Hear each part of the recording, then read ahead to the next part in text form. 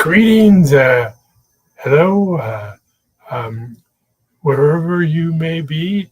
Good evening, good afternoon, good morning, good day.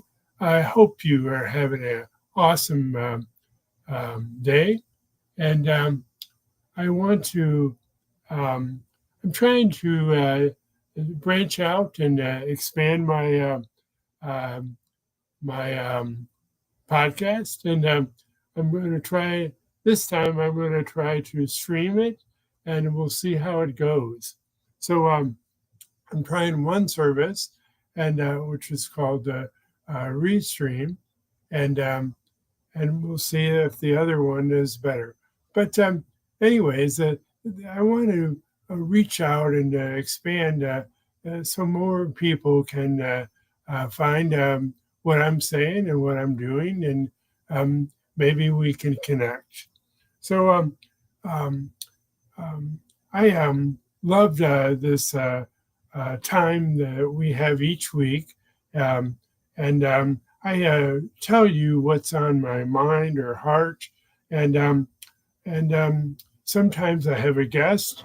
I had guests a lot last year, and then I started to focus on the publishing my first book, uh, the first the Stroke Survivor First Aid Kit, and um, um, and anyways, um, I got that published in November, and I was focusing more on getting the word out about that.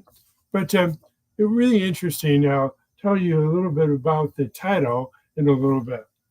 Lately, I'm really focusing on the this book, Words Search for Stroke Recovery, Volume 1. Um, um, it's been out about 2 weeks, and it's going gangbusters. But I want you to know, if you had a stroke and you're grasping or fumbling with words like I did, then you may find these word searchers are helpful. This one is basically has, like you normally read, from left to right or up to down. Words are hidden in the puzzles. There's 55 of them. And you may find that they will be helpful. They were helpful for me. And volume 2 will have the same words, and then we'll do diagonally from up in the upper right, upper left to the lower right. And then the third will be it all. It will be also backwards, reverse. So I'm hoping that that will be helpful for you and or for your loved ones. Check it out.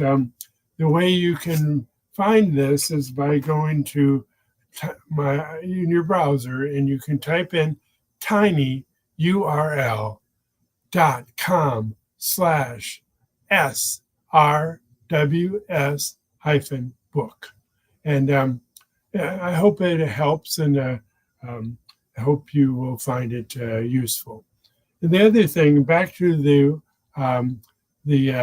title, I used to always think of myself as a survivor after after I had the 2 strokes, and everybody, I thought, I called everybody that had been through a stroke and was still alive. They called them a stroke survivor. And about 2 years ago, I was in a focus group for stroke patients, and I talked to the director later, and I said, I noticed you call the people, the patients, stroke survivors. Why do you do that? Why don't you call them stroke thrivers? And he thought, and he said, well, when I make my proposal for a new study, I always put the word stroke survivor. So people that would fund my proposal would know that I'm focusing on this population. And I said, well, it's kind of like the chicken and the egg analogy. If you always call stroke survivors, there always will be survivors. And I want to do more than survive. I want to thrive. And I want everybody to thrive. So he thought about that, and he's still calling them stroke survivors for now. But I believe when we get the word out there about the stroke thrivers instead of survivors, then it will one day it will be the norm. And so I went and commissioned these designs. I have I think there's 11 or 12 of them now, and more to come. But please, if you think about yourself, expand yourself and realize you're more than a survivor, you're a thriver. So it's interesting. Anyways, I was last week, I thought it would be interesting if I would look at the stroke advocates that had a stroke but are out spreading the word about how to prevent stroke and to find out what you can do more. So the first one was really interesting. I didn't know him, and I've got his book in my to read list, and so this week I'm going to do another one, which I knew her. I've seen her perform many times. Her classic is Basic Instinct.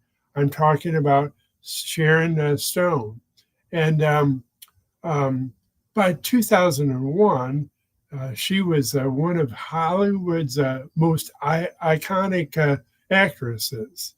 So, of course, there's Basic Instinct was in 1992, Casino, 1995, and she got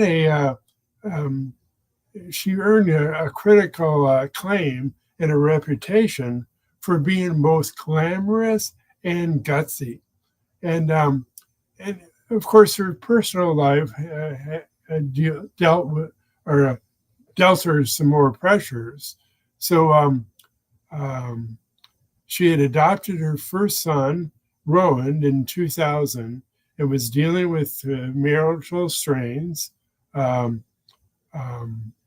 that was a problem. And interesting, she had no classic stroke risk factors, but one September afternoon in 2001, she was in her San Francisco home when she got hit with this sudden, violent, lightning bolt pain in her head. Then she collapsed. She later learned that she had a vertebral artery dissection, which triggered a severe brain hemorrhage.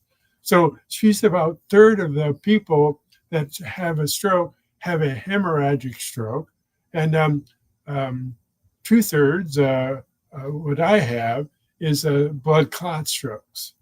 And but she had a kind of kind of my story a little bit. She had delayed recognition and care because she didn't immediately call for help. Her leg and foot went numb, and she couldn't speak well. It took about 72 hours before she got definitive hospital care. I'm laughing because I wish that for anyone, but that was mine. Here it was, 50 years young, and I had I never even felt it happen, the first one or the second for the matter, because they both happened while I was sleeping. And then I woke up the next morning, but I fell. I thought, that's odd, but I bounced up and I got about my business. And I didn't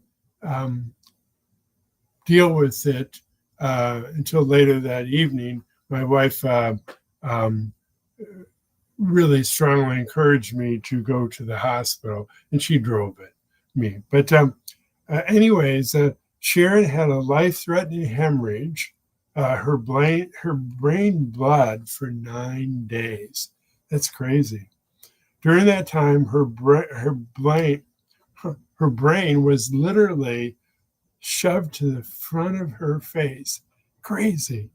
Um, from swelling and pressure. It's hard to imagine. So once the hemorrhage was localized, doctors performed an endovascular coiling and emboliation to seal off the ruptured artery and prevent further bleeding. Crazy. And but when she came out of the hospital, her body was shattered, really figuratively. She lost 18%, almost 20% of her body mass. Her right foot dragged when she walked, had drop foot like I do, and she couldn't even write her own name. Hello. Um, so she also lost much of her cognitive function. Reading was impossible for years. Her memory was scrambled, and senses like her sense of smell, and sight were altered. Crazy. So she took that was she's still going, thank goodness. But really, it was like 7 years to rebuild. Um, um, she's not really exactly back to normal, but she has battled fatigue, seizures, balance issues, speech problems, memory lapses, and a disoriented sensory jumble. It's crazy. And also, she had problems with isolation and financial damage because her condition was largely invisible and she felt unseen and misunderstood. Um, so during her prolonged recovery, she lost you. I'm in America, so it's in U.S. Dollars. 18 million of savings, assets were moved into others' names, and she lacked control over her finances. She became essentially destitute. So um, when the world moved on, she was sidelined. She lost traction in Hollywood, faced roles that felt diminished or token, and wrestled with a sense of illness that disqualified her from her former stardom. Crazy. So she did relearn life piece by piece, just like I have, and I hope you have. And she adopted two more sons, Laird and Quinn, focused on her family, and started reclaiming smaller pieces of her identity beyond acting. She transformed her life. She had a disciplined diet, thank goodness. She abstained from alcohol.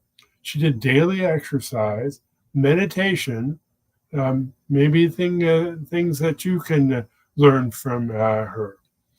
She learned that through gradual exposure to public events, she couldn't handle that. She labeled clothing, prepped for fatigue, and built routines to manage brain fog. They're all important. So, and she had a spiritual growth through her experience, which became a form of acceptance. She spoke of a Delta experience and of being reincarnation into the same body and how the stroke altered she perceives time, purpose, and joy. It's crazy. And she said, I quote, I decided not to hang on to being sick or any bitterness or anger, if you bite into the seed of bitterness, it never leaves you. But if you hold on faith, you will survive. Wow, powerful. So today she's returning to acting on her own terms. She's working again, but she's taking roles that resonate, not those that just fill a resume. So she's doing advocacy and visibility. She's used her platform to speak about stroke science, awareness, women's brain health, and the plight of those with invisible disabilities. Key. And she's pushing for better aftercare and understanding. And she's using her more for creative outlets and personal growth. She explores painting, writing, interviews, and speaking. She's more openly honest about trauma, identity, her loss. Believe me, those are huge. And reinvention, powerful. So she now caps work days, demands rest, and guards against overextending herself. It's important. And reasserting sovereignty. Oh, man. After years of being sidelined financially and socially, she's reasserted control over her narrative, finances, and body. Boy, if you don't take anything but that last statement from my podcast, do it. You know that when you've been through a big trauma, and reassert your controls about how your narrative is had, finances, your body. You're an example not just survival, but of agency and graceful reinvention. So what I say, not survival, but thrive.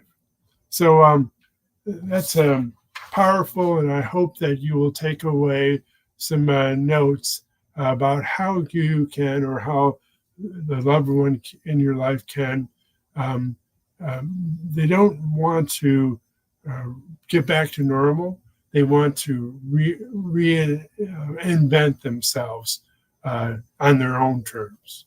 All right. So I hope you had a wonderful time. I hope this streaming proves to be helpful, and